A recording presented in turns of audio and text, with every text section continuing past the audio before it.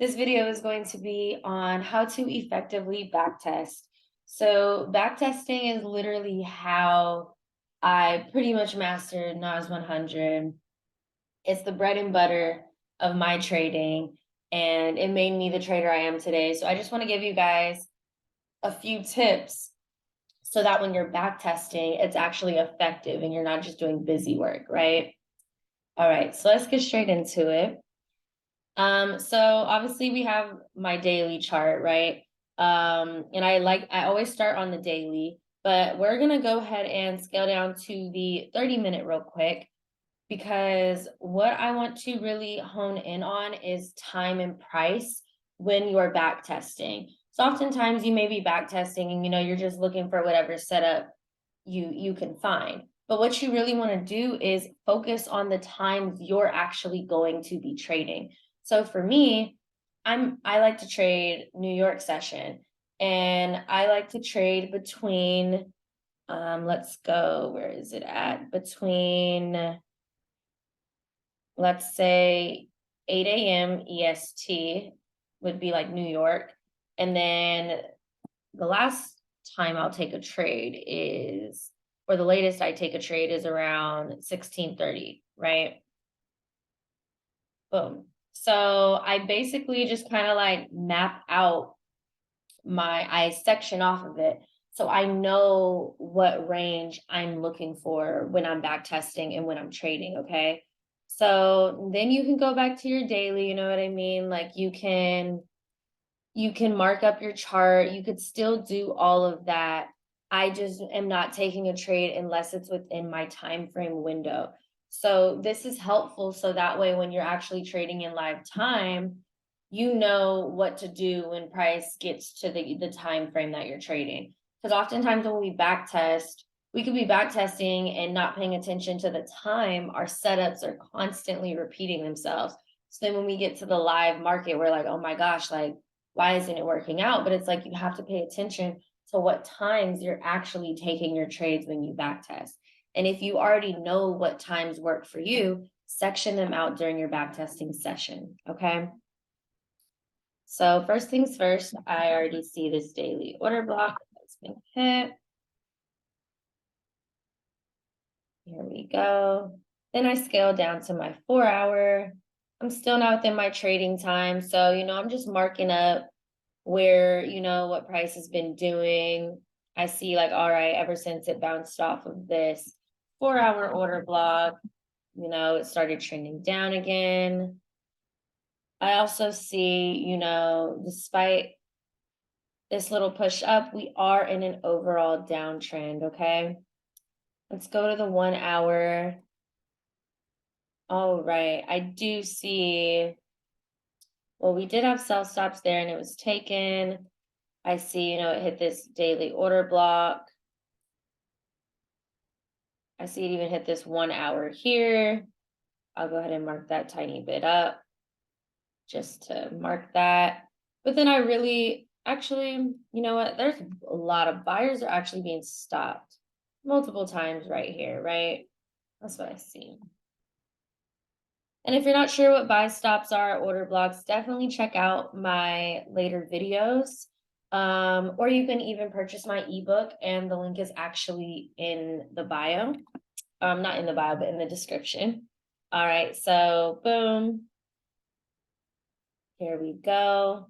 And I am marking this order block right here up because it's the order block after this huge imbalance. And imbalance is just a strong impulsive move in the market, which I actually go over as well in the ebook.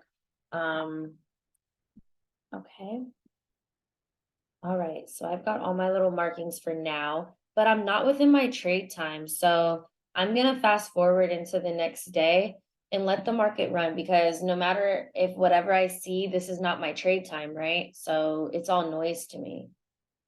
All right, boom. We are in within this range of my trade time.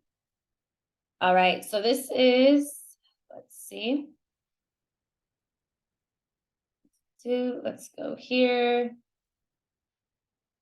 Let's move this there. That's why. So this is a little too far. So There we go. All right, there's my trade times. So let's talk about what I see. So I do see price, trending down right here. But it is also having this weird little uptrend, right? And we have buy stop liquidity here. So I am anticipating a potential buy to take buy stop liquidity and then hit this 30-minute order block, as well as fill the imbalance that is right here. Okay. So that's what I'm pretty much looking for. At my 9 a.m. and then I'm just gonna delete this because I don't like a lot of things on my chart. So I'm gonna be looking at, I see prices rejecting off of here. And then I see there's a 30-minute order block down here. So I'm potentially looking for price to trade again into here for a buy entry or trade into here for a buy entry, right? Somewhere within my time, right? So let's slow it down. All right, this is 9 o'clock. All right, this is 9:15. All right, and then it could even do this right here, this little 15 order block. We could even redefine it. All right. And look at that. Boom. There is my long position. Perfect. Just what I was looking for. Stop loss. I always put it right below, the wick attached, but I do want to make sure it's within my range. And I don't do anything more than a 50-point stop loss for NAS. And this is 33. Perfect. And then how I would set my take profits, I would have my entry here. My TP1, I always like to keep it nice and quick, about perfect. I like to keep it 20 to 30 pips. That's 30 pips or points, whatever you want to call it. 30 points away from entry. So I always have at least 2 entries. My first entry is automatically set to TP1 to secure some profits. And then I would have, this would be TP1. I would have went here, this area I see price likes for TP2, right? And I'll just mark that so you guys could see where I would have done it. And then I would have probably had, let's see, probably this clean area here for TP3, just areas price likes. And then you could see like, okay, what is this? So 30 points, 61, 101. So my overall take profit, and let me just mark the rest of them so you guys could see. So my next TP there would be the BSL line. And then I would come up and do this area I see price likes here for another take profit. I would do this area I see price likes, this area where all the wicks are, and they kind of get more spread out as we go up, right? And then that would be the last one. So overall, I'm going for this, right? But my first entry take profit is already took. I already secured 30 points, right? So my last entry, I would usually have it, I'll probably have it at the BSL line to start, right? And then I can always move it if I want, when the time comes, but I would put at the BSL line first, right? And when I see price approaching it this fast, I might move it up 1 just in case. But because TP 1, 2, and 3 were already hit, my stop loss for my second entry is now at break even, right? Or you could even put it at TP1 depending on how you want to do it, right? And does it? Yep, it came right back and hit my stop loss at break even. So I secured at least 30 points, but of course I could have taken out right here, right? And now it is back at my entry point. So you could do 2 things. You can see this and get another entry with the same take profits, or you can wait to see what price is going to keep doing, right? And it kept dropping, so good thing we did not get an entry there. But overall, if we go back, we really could have secured 103 points. So that's where you have to figure out, okay, are you making your goal for the day if you take out here? Or you could have seen price bouncing off of this order block right here to the downside and been like, let me take my profits. Even though I'm at break even, I rather take my profits and secure more profits than take that risk. But either way, you made some money on that trade, right? But look what it all happened in. Now that's what we're looking for to be effective when we backtest. The time I entered. Entry took place at 9:30. My trade was done at around 9:45. So like 15 minutes, 103 points could have already been secured. Like, it's pretty cool. But the point is, we stayed within my time range, right? So now let's say for whatever reason, you didn't catch a trade yet, and you're still waiting, you're still within your time. So I see, we have some small sell stops here. Sellers are just being stopped in this initial area, right? And I see on the 30-minute, we have this 30-minute order block that price could potentially be targeting, right? So, or actually, you know what? Let's go to the higher time frame real quick and see what's going on with that. So we'll delete these. Take profits. So you always want to refrain back to your higher time frame so you don't miss key things, right? So it looks like price is going back down to this daily order block again.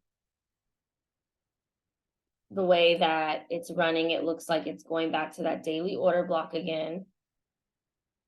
Price looks like it was trying to take those small sell stops. And it's coming back to this. Let's see what it looks like on the 15. So this would be the order block on the 15. It looks like it's coming back to what? This 30-minute order block, right? Now, if we anticipate for price to come back down to this daily, it did bounce off of here twice. So you could get another sell here. And you could have your TP1 at the sell stop line, TP2 here, TP3, TP4, and then right back down to here. And the reason we're getting in is because we see price is failing to swing. We see that price is an overall downtrend the past few days. And then let's see, it's bouncing off this order block. Looks like 1, 2, 3, 4 times on the 15 and a solid 2 times on the 30-minute, and it completely tanked, which is beautiful. So that would have been another great trade. Now let's mark, when did this happen? Boom, that's where my entry would have been. And my entry happened at, oops, I gotta scroll out just to see it a little bit. See it right there. Okay, cool. So it happened around, what is that? So 1 is 13. So it happened around 3:15 EST. So that's 2:15 CST for me. So it happened within our range, like that, it's almost our time to like close it up. But cool, we caught a last minute trade. My TP1 would have been hit.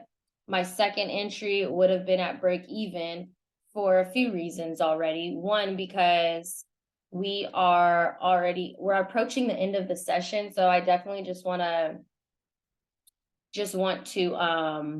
make sure I'm at a risk-free trade. But you could also see like, okay, well, price is actually bouncing off of this order block here. So let me just go ahead and take my profits from my second entry and call it a day, because this is 192 points, right? Sheesh. I'm like, is that really? I'm like looking at the points. I'm like, wow, yeah, that is. Looks bigger when you do it like that. But yeah, so it's really up to you what you want to do. It depends on your lot size, it depends on your account, it depends on your goal for the day, it depends on so many things. So now my trade, let's say it's at break even, or let's say I took profits. Either one really is fine. It's really up to you. And then you can kind of see it's like ranging around this area here. And let's pause it again. So this is like the new day. So if you don't like holding trades overnight, you definitely took your profits for your second entry, right? It's completely up to you again, because some people base like, okay, am I gonna get out the trade based on like, all right, my goal's made for the day. Some people like to take the risk and let their trade hit break even, or the longer take profit, I'm sorry, that they're going for. So it really just depends on what you're trying to do with your account. This is my next trade window for the next day. We're still in that nice downtrend. All right, cool. So let's go back. So I see we're still in a nice downtrend. All right. I am looking for price. Oops. I am looking for price to keep pushing down. So I am going to be looking for an entry off of potentially like this order block or this order block here. So this is 915. So I'm going to be looking for like a short position around maybe here or even here. And then you can have a tight stop loss here, which is only 30 points, or you can just raise it up a little bit and do the full 50, which is, again, the most I would do is 50. And you know that some people might be like, oh my gosh, that's big, but yo, this is a big boy game, right? So like you got to give yourself some space with these trades, right? So I'm looking for price to come tap into here once more at opening. And if it does, then I would get in the trade. So it tapped into it. Oh, wait a minute. Okay. Let's talk about this for a minute, because this is why I don't set sell limits. Imagine if I would have set a sell limit here, it would have hit my sell limit and stopped me out, right? So that is exactly why I don't do sell limits, right? I would wait to see, I would see, okay, it's rejecting. And then I would see this again, and I would see it's pushing down again. So this second candle at 945 would be a more ideal entry, right? So let's go here. So yeah, this second candle would be a more ideal entry. And then I kind of know like, okay, I'm going to put my stop loss right here, right? And then I would have, let's see, TP1 would have been here. And the risk to reward for my TP1, somebody asked me, you know, it's always a little off because I'm only going for 20 to 30 points for my first entry. But my overall trades are usually at least a 1 to 2, right? So that's TP1 based off of the 15-minute. Let's go back there. TP1 is based off this wick here. TP2 would have been based off this here. TP2 would have been based off there, right? And TP2 would have hit, and that's 59 points. Since it is wicking a lot, I would have put my stop loss at break even, but that would have been the overall trade that I was looking for. And it actually looks like price came out, so I secured 30 points and then stop loss at break even, or you could have just secured that 60 points, right? For me, I'm like, why is it pushing up right here? You know, I don't really, I mean, it looks like maybe sellers are being stopped right there. But I wouldn't have caught the buy because I just see it was overall trending down. So this trade was more ideal for me. But we're still within our range of, let's see, let's load this real quick. All right, so it's definitely filling this imbalance right here. So I'd look here, see what price is doing.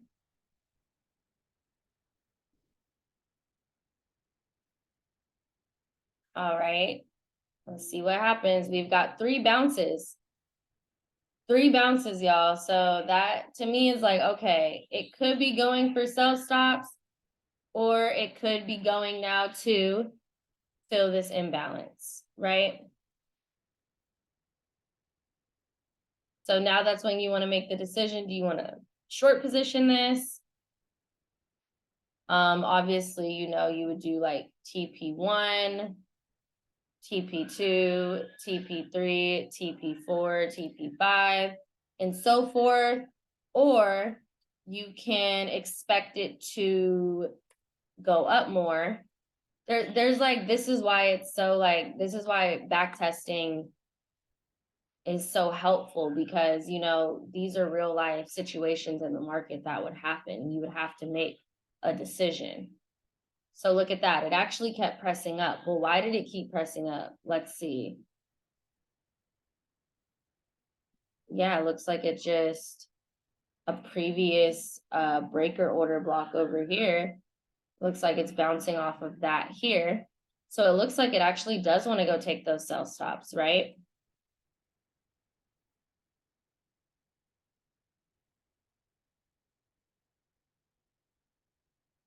And there we go. Now it looks like it wants to sell. So it was really just like taking some small liquidity above here, because now it's looking like it actually wants to sell more, right? And you could have got an entry off of this breaker order block, still within our trading time. And then, you know, you would take it originally all the way down here, right? Oh, yeah, stop loss would have been hit. So yeah, this was a tricky day because it bounced multiple times off of here, and I was looking for the imbalance to be filled, but it happens. And let's see. And my trading day would have been done. So the lesson for this day, honestly, I just wouldn't have, I wouldn't have, the buy is just not for me that day. Like sometimes you'll see a trade, be like, dang, that was a good trade. Why didn't I catch that? But for me, I would need some type of order block over here. You know, I had price failing to swing, and I was looking for the daily order block to be tapped one more time. Okay. And then even coming here, I'm like, okay, price broke this order block here. So I'm thinking like, all right, cool. Now it really wants to sell and take and fill this imbalance. And it kind of just tricked me and went that way. So that's why you have a stop loss, because one, your wins shouldn't outweigh your losses. So when you do take a loss, it shouldn't bring your account all the way down. Like for example, we caught this nice sell over here, right? That sell was a lot of points. That sell is not getting wiped. Those profits are not getting wiped out by one stop loss being hit, right? But yeah, I hope this was a super helpful video for you guys to back test. It's just pretty much showing you like, pick your times and only back test within those times, because then you'll be able to bring that onto the live chart. And you'll be able to see, okay, what range of stop loss works for me? Is 50 points too much, or do I need that based on the pair that I'm trading? What times do I want to trade? Does my strategy work for those times? So just be really mindful of all of those things. Another announcement, again, I mentioned the ebook. If you guys want to purchase the ebook that goes more into depth about the way I trade, then you guys can click the description below. And then I also do one-on-one sessions for people that want that more hands-on learning. And that description is also at the bottom. But other than that, thank you guys so much for your time, and have a good day, night, morning, evening, wherever you're at.